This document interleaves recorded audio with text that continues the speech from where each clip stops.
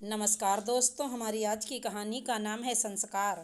रागिनी रागिनी। आशीष की आवाज़ सुनकर रागिनी दौड़ कर आई। ये देखो, माँ के बाल बिखरे हुए हैं, तेल लगाकर अच्छी से चोटी बना दो। के साथ बाल उड़कर मुँह तक आ रहे हैं। रागिनी कमरे में गई और फटाफट कंघी और तेल लेकर आ गई। उसने अपनी सास के बालों में तेल लगाया और चोटी बांध दी।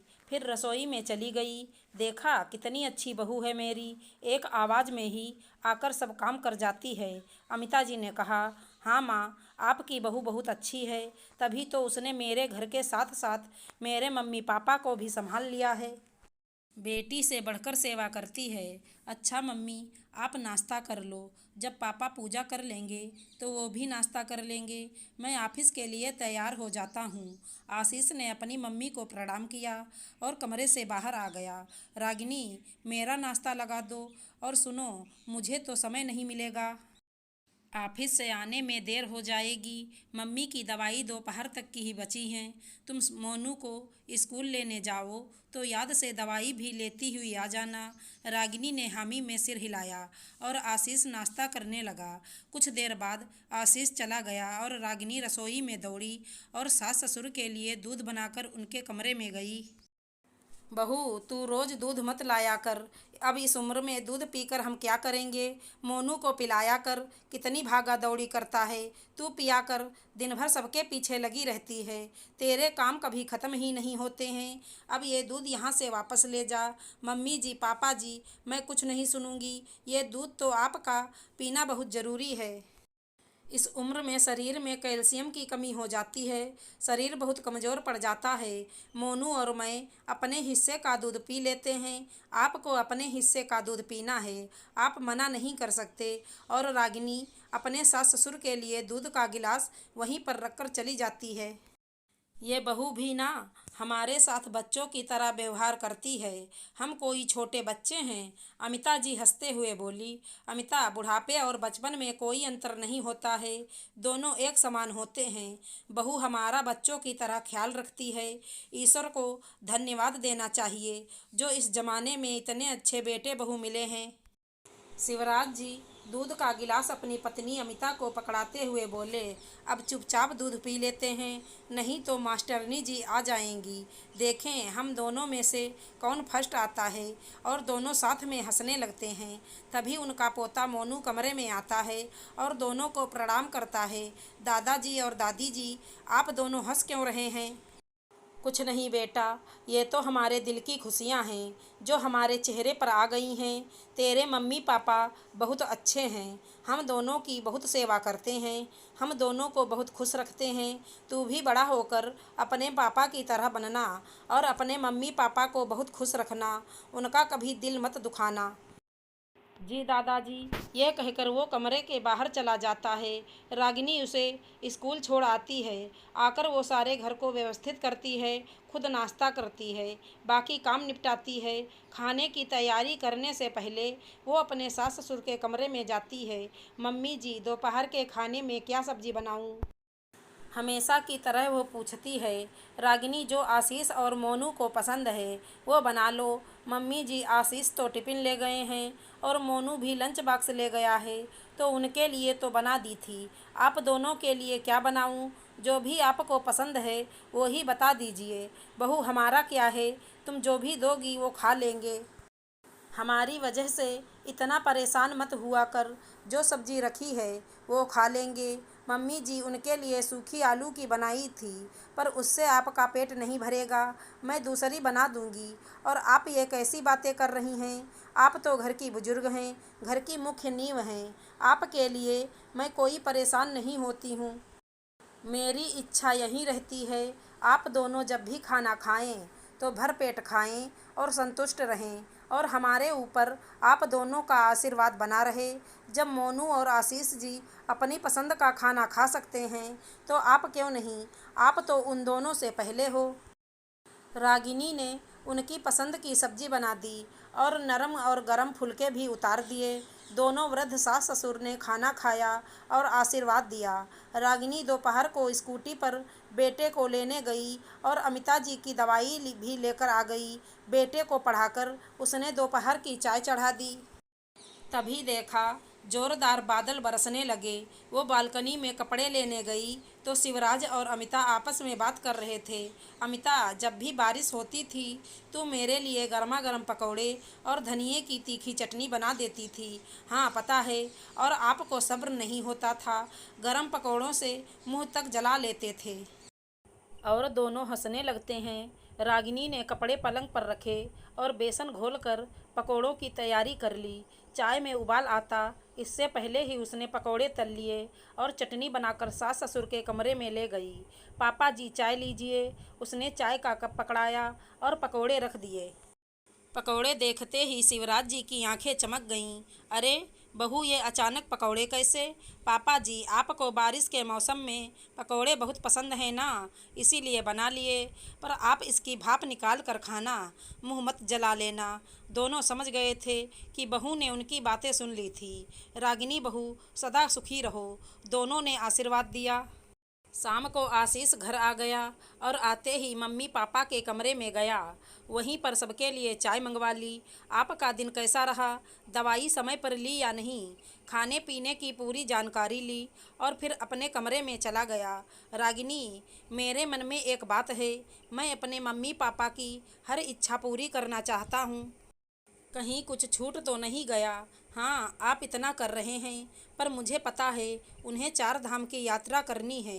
परसों ही मम्मी जी पापा जी से कह रही थी, जीवन में सब कर लिया, बस 4 धाम की यात्रा रह गई है। अच्छा, तो मैं आज ही दोनों के टिकट बनवा देता हूँ, वो दोनों चले जाएंगे। आशीष ने कहा। ओहो, आप भी कैसी बातें कर रहे हो? वो वृद्ध हैं, अकेले कैसे जाएंगे? मोनू की स्कूल की छुट्टियां होने वाली हैं, तो मैं सोच रही हूँ हम सब चलते हैं, उन्हें सहारा भी मिल जाएगा। हम दोनों मिलकर उनका पूरा ध्यान रखेंगे। आशीष को बात जच गई और उसने भी ऑफिस से छुट्टी ले ली। और शिवराज जी, अमिता जी और पत्नी बेटे समेत चारों धाम की यात्रा पर निकल गया। यात्रा से आकर दोनों बहुत खुश थे। एक रात शिवराज जी की तबीयत बहुत खराब हो गई और उन्होंने दम तोड़ दिया। उनके जाने के बाद वृद्ध अमिता जी भी ज़्यादा जिंदा नहीं रह सकीं। रागिनी और आशीष के सिर से उनका साया उठ गया था। बहुत दिनों तक वो दुख मनाते रहे, पर आखिर जीवन तो जीना था। दोनों फिर से दैनिक दिनचर्या में लग गए। मोनू अब बड़ा हो गया था, वो कॉलेज जाने लगा था। इधर रागिनी और आशीष की भी उम्र बढ़ रही थी। मोनू की नौकरी लगते ही सोनी से उसकी शादी हो गई थी। सोनी भी पढ़ी लिखी पर थोड़ी आधुनिक लड़की थी। वो एकल परिवार से आई थी, जहाँ सिर्फ उसके मम्मी पापा और एक छोटा भाई था। सोनी शुरू से ही स्वतंत्र और अपने हिसाब से रही थी। उसे नए घर में एडजस्ट करने में थोड़ी परेशानी हुई थी। एक दिन मोनू ऑफिस से आया और सीधा रागिनी जी और आशीष जी के कमरे में चला गया। चाय वहीं पर मंगवा ली।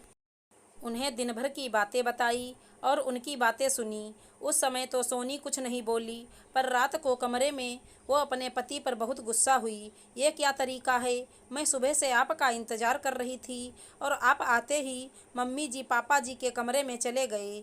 मेरे प्यार और इंतज़ार का तो कोई मोल ही नहीं है। आपने मुझसे शादी ही क्यों की? मोनू हैरान था। उसने अपनी पत्नी को समझाने का प्रयास किया। तुम मेरी पत्नी हो, मुझे तुम्हारी भी चिंता है, लेकिन तुम अकेले ही मेरे घर लौटने का इंतज़ार नहीं कर रही थी। मेरे मम्मी पापा भी मेरा इंतज़ार कर रहे थे। तुम्हारा मुझ पर हक है, लेकिन मेरे मम्मी पापा का भी मुझ पर हक है।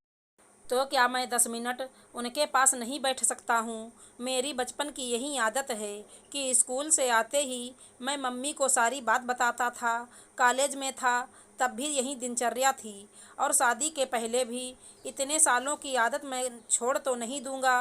तुम सीधी चाय लेकर अंदर ही आ जाया करो, उन्हें भी अच्छा लगेगा कि बेटे बहू उनके साथ चाय पी रहे हैं। उन्हें समय दे रहे हैं। सोनी ने कुछ समझना ही नहीं चाहा। महीनों तक ऐसा ही चलता रहा, पर मोनू ने अपने मम्मी पापा के प्रति अपने कर्तव्यों को नहीं भुलाया। वो अपने मम्मी पापा को समय भी देता था और उनकी पूरी देखभाल भी करता था। उनकी हर इच्छा पूरी करने की कोशिश करता था, क्योंकि उसे अपनी दादी की बात याद थी। वो कहा करती थी कि तू अपने मम्मी पापा को कभी दुख मत देना, तेरे मम्मी पापा बहुत ही अच्छे हैं। पर यह बात सोनी समझ नहीं पाई थी। वो खाना समय पर बना देती थी, पर कभी आगे होकर कुछ नहीं पूछती थी, ना ही उनके पास में बैठा करती थी। अब सोनी माँ बनने वाली थी। कुछ महीनों बाद उसने एक स्वस्थ बेटे को जन्म दिया। वो बड़ा होने लगा और रागिनी और आशीष जी और भी वृद्ध होने लगे। सोनी अपने बेटे पर जान छिड़कती थी और उसके हिसाब से सब काम करती थी। उसकी पसंद का खाना बनाना, उसकी हर फरमाइश पूरी करती थी। एक दिन वो स्कूल ट्रिप से आया और आते ही वो सोनी के कमरे में नहीं गया। उस दिन सोनी को बहुत बुरा लगा। उसने देखा कि वो अपनी पढ़ाई में व्यस्त हो गया है। अब उसे अकेलापन सताने लगा। उसने ये बात मोनू से शेयर की। तब मोनू ने फिर समझाया, देखो सोनी, एक दिन बेटा तुम्हारे पास नहीं आया तो तुम्हें अच्छा नहीं लगा। तुम्हें लगा कि वो दिन भर की बातें तुझे बताएगा, पर अब वो तुम्हें समय नहीं देगा। वो बड़ा हो रहा है, कल को कॉलेज में आएगा, नौकरी करेगा और उसकी भी शादी हो जाएगी और वो अपनी ज़िंदगी जिएगा और हमें तो फिर अकेला ही छोड़ देगा। हमें अकेला क्यों छोड़ेगा? एक ही बेटा है हमारा, हमारे हर सुख दुख में साथ रहेगा। मेरा बेटा हमारी पूरी सेवा करेगा और उसकी पत्नी भी करेगी। सोनी, तुम अपने सास ससुर का कितना ख्याल रखती हो, जो तुम्हारा बेटा तुम्हारी सेवा करेगा। पता है मेरे मन में मम्मी पापा के प्रति इतना मान सम्मान क्यों है? क्योंकि मैंने मम्मी पापा को दादा दादी की सेवा करते हुए देखा है। पापा सीधे ऑफिस से आते ही दादाजी के कमरे में जाते थे। हम सब साथ बैठा करते थे। मैंने देखा है मम्मी भी दादी जी और दादाजी का बड़ा ख्याल रखती थी। उनकी पसंद की चीज़ें बनाती थी। उन्होंने अपने बड़ों की सेवा की है, तो मुझ में भी यही संस्कार आए हैं। जब हमारा बेटा तुम्हें बड़ों की सेवा करते देखेगा ही नहीं, तो उसके अंदर सेवा और परवाह के गुण कहाँ से आएंगे? सोनी आज सचमुच शर्मिंदा थी। जो बात मोनू बरसों से समझाना चाह रहा था, वो उसे आज समझ आ गई। वो अपने पति के साथ सास ससुर के कमरे में गई और अपने व्यवहार के लिए उनसे माफ़ी मांगी। आज रागिनी जी और आशीष जी को अपनी सेवा का फल मिल गया था। बेटा तो अपने संस्कार कभी भूला नहीं था, पर बहू ने भी आज उनकी आत्मा को सच्चा सुख दे दिया। उन्होंने बेटे और बहू को हमेशा खुश रहने का आशीर्वाद दिया। आशा करती हूँ हमारी कहानी अच्छी लगी होगी। धन्यवाद दोस्तों।